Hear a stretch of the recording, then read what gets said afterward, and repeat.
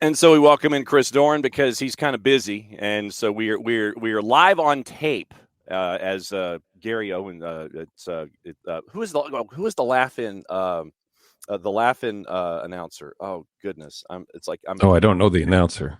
brain locked. I think it was Gary Owens. Gary Owens is live on tape. So that's where we are. First off, thank you for doing this, especially as you're heading into practice this morning, because you have a game 2 to prepare for Hell is Real, the postseason edition. I wanted to start this time around with you with a question about Hell is Real specifically and the rivalry between Cincinnati and Columbus in an Ohio sense. Is it something that is 24/7, 365, where you walk down the street and you sit there and you go, Mitch says no, and that sets people off? Or is it something where it only is a rivalry when you play, or is that 365-day residual there as a part of this? John, first of all, thanks for having me on the show. Secondly, it's a really great question because when you speak to a native Ohioan, there is generally an undertone of,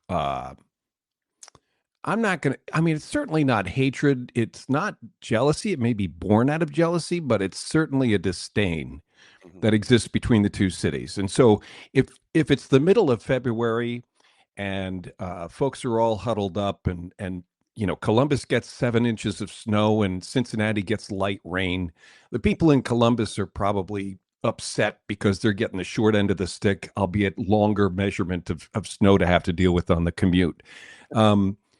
But other than that, the height of the competitive level between these two cities and these two teams, believe it or not, is only realized in the Cincinnati Columbus Hell is Real soccer derby, because the colleges don't play one another, other than maybe some Olympic sports where Xavier may play Ohio State, but you never see UC Cincinnati playing Ohio State football.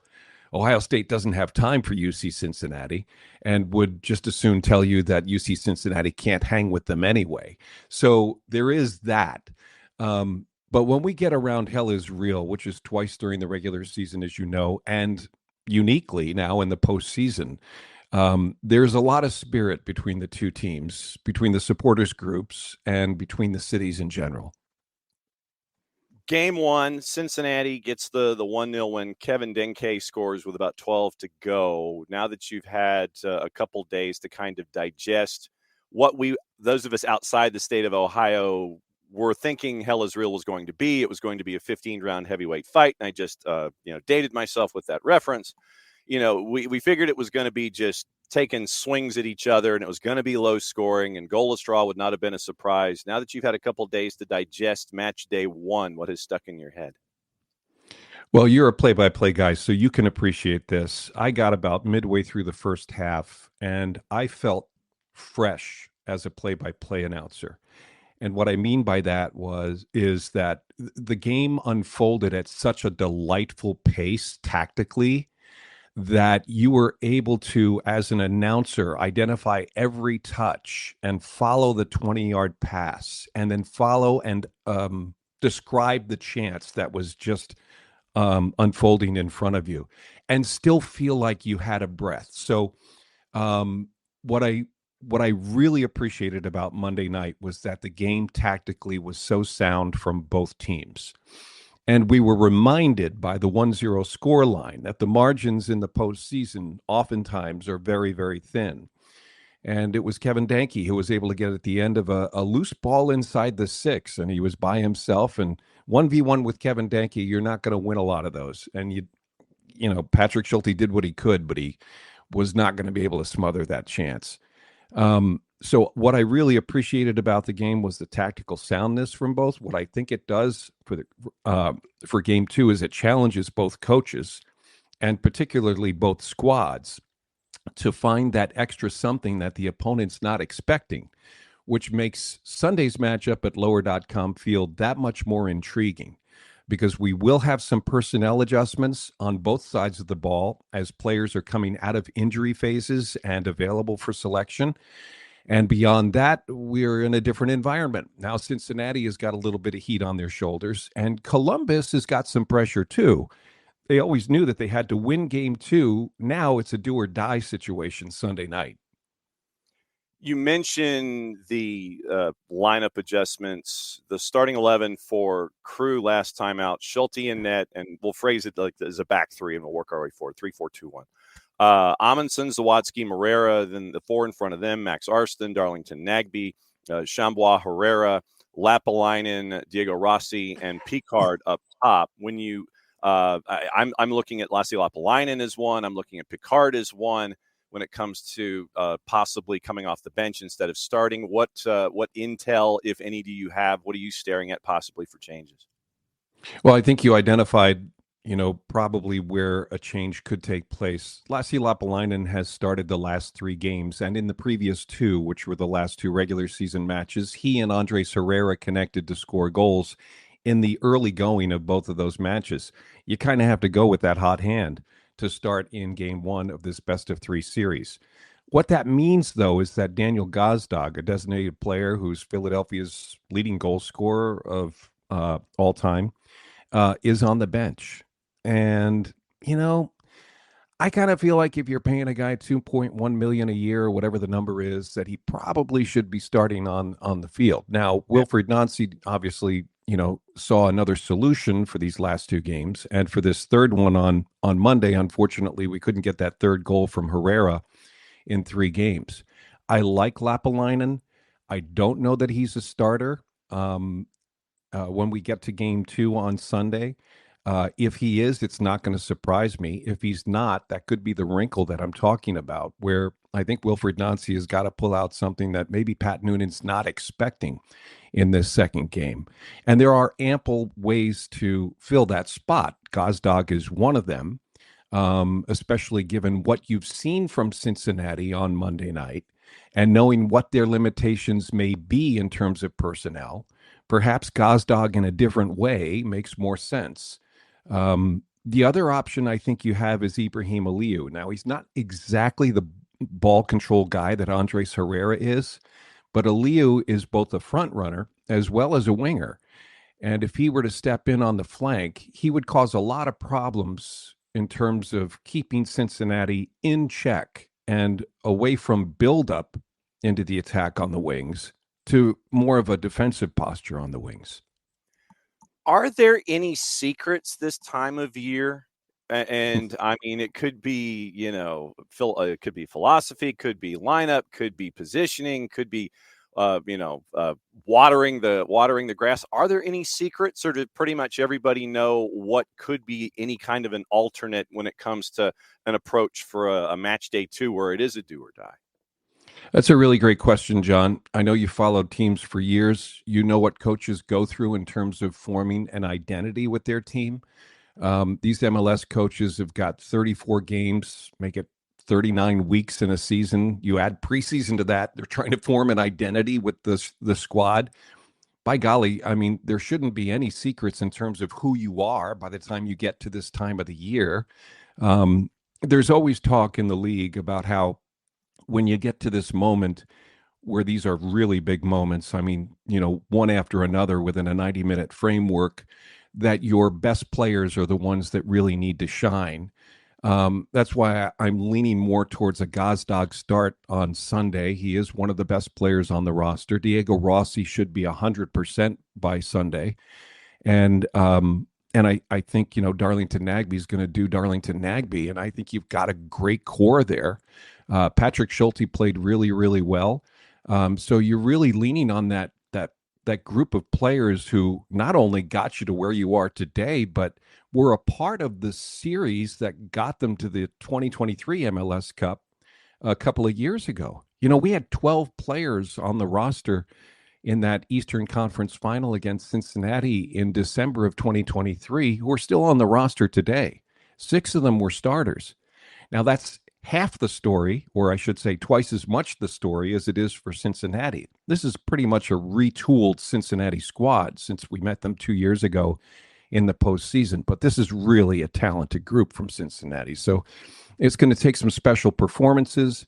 It'll take a little bit of extra from everybody to get over the hump, whether it's Cincinnati beating Columbus or it's the Crew forcing a game 3.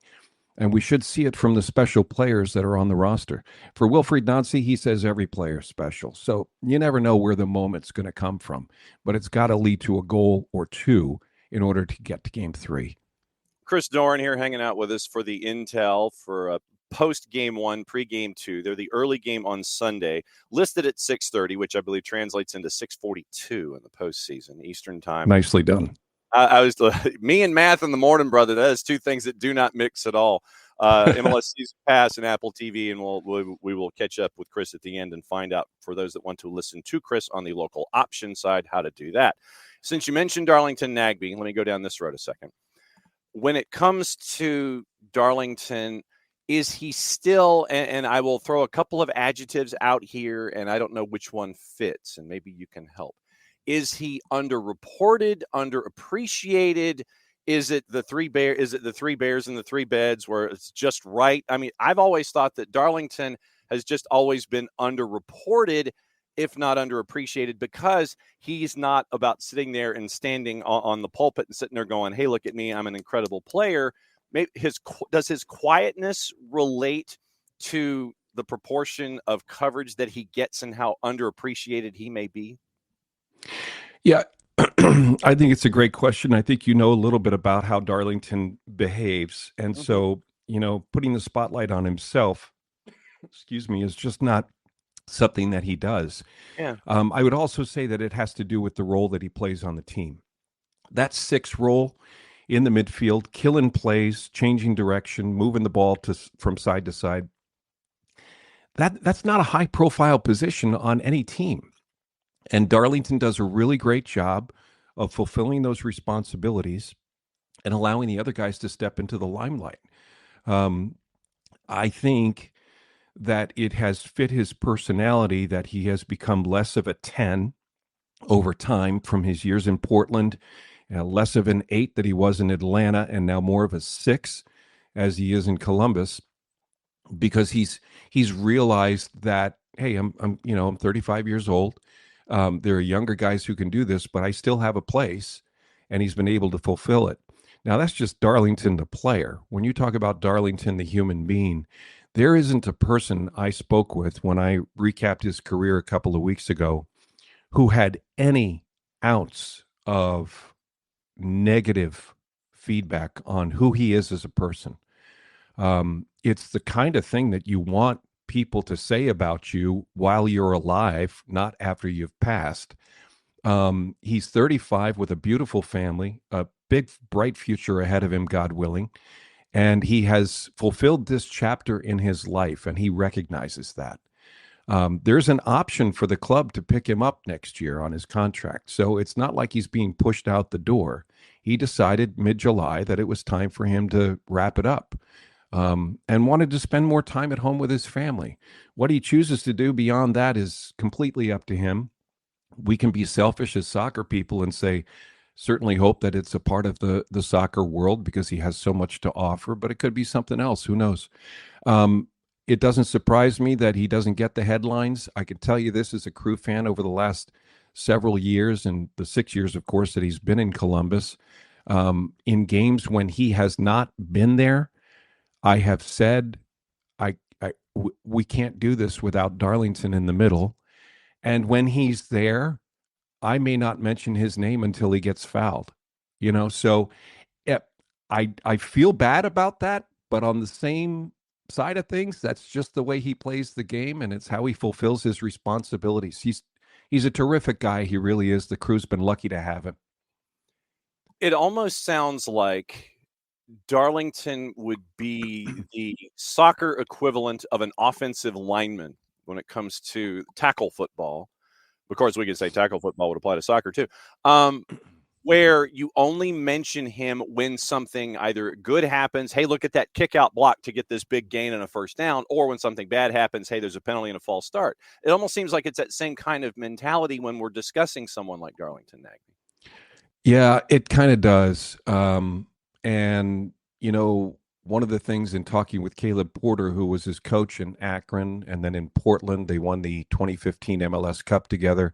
And then here in Columbus, when they won in 2020, one of the things that that Coach Porter said about Darlington that still rings true from his days in Akron is that he knows how to bring the best out of people around him, and he has an expectation from the people around him. And in that expectation is born a relationship between Darlington, the 35-year-old captain, and say Taha Habrun, who's a 19-year-old on the first team, or Tristan Brown, a 17-year-old on the first team.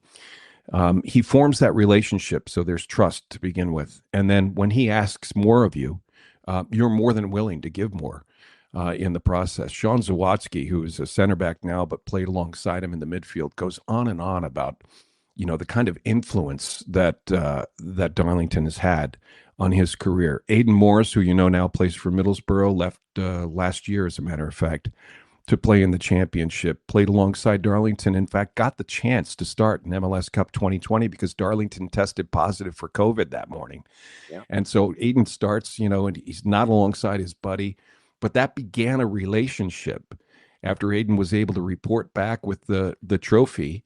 In 2021, the two of them came out of the box and they were just like buddy. I mean, I wouldn't even say father-son, although there was a significant age difference. It was like they were long lost friends, and they played together for a couple of years together and were able to win that 2023 MLS Cup finally, both on the field at the same time. Yeah, Darlington's a guy that the sport's going to miss, not just the club. And I'm so happy that Atlanta got a chance to have him for a few trophies. I'm glad Portland was able to come out of the early years of MLS existence and enjoy a cup with him as well. And I think he's going to call Ohio his home.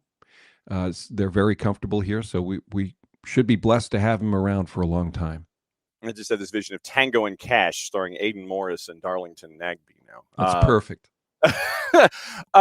What concerns you the most about match day 2 from a Crew perspective, and what are you the most confident about heading into match day 2 for Hell Is Real, the postseason version? Well, I think both teams have answered my question about managing the emotion of the Hell Is Real Derby in the postseason. There was a tremendous amount of buildup into that Eastern Conference final in 2023. And I was afraid the doors were going to get blown open with, early fouls and, just a lot of blustery play. But we didn't see that on Monday night. I don't think we're going to see it on Sunday night. So no concern about handling the emotion of the rivalry within the confines of a playoff format. From Cincinnati's standpoint, they're deep and they're going to be a little bit more fresh, I think, in terms of personnel. There may be some guys who are available for selection on Sunday who were not available to Pat Noonan on Monday night. And that dynamic of inserting someone different, especially like a Luca Orejano, for example, I feel like it could be a little bit of a surprise. It'll take us some time to handle and adjust to that. And will that time to adjust become just another part of what eats away at the 90-minute clock and leaves Columbus only with a few chances? For Columbus, they've got to come out and they have nothing to lose. They have to come out and they have to fight. And I think they have to become a little bit more of a stinker in the series. And what I mean by that is we saw, and you saw it with Atlanta United a few years ago, you've got to be difficult to play against. You have to manage the game. You have to, you got to make some contact, keep it clean. Don't hurt anybody. That's not what we're asking, but you have to be, as coach says, disgusting to play against. And so you have to, I think, go back to what it took to beat Tigres down in Mexico, what it took to battle Pachuca in the final, what it took to beat Monterrey in Monterrey from a year ago, and use some of that CONCACAF-like soccer approach to get past Cincinnati without losing your playing identity on Sunday night to force that game 3. Disgusting to play against. I've got to file that one away. That is awesome. That's Wilfried Nancy. I love it. And we are Wilfried Nancy fans when it comes to what he has done for the sport and for Major League Soccer. If you would please, sir, please cut the promo and let everybody know how they can listen to you and the presentation that you will have starting at, earlier than 6:42, but game time 6:42 on Sunday. How do they get to listen to you, sir? Well, John, thanks for the opportunity. And again, love talking to you guys on Soccer Down Under, down here. I beg your pardon. It could be Australian. Who knows? Yeah, well, hey, we've done Australian stories. It's all good. We'd love to have you guys join us. We're going to do a pregame show. It starts at 6 on iHeartRadio. And then right around 6:41, Apple Television is going to take our feed and put us on with the picture from lower.com field. You can find that on your volume adjustment remote and switch over to the home radio feed. Then we'll do the post-game show for folks driving home or those of you working late, and look forward to calling a Crew win on Sunday night from lower.com field. As always, my friend, it's great to see you, and I know that you've got to head to practice, so take warm beverages and dress warmly with all of the fleece that is necessary to continue to watch what's going on there with the Crew. Great to see you, my friend. Do not be a stranger. We'll catch up soon. Thank you, brother.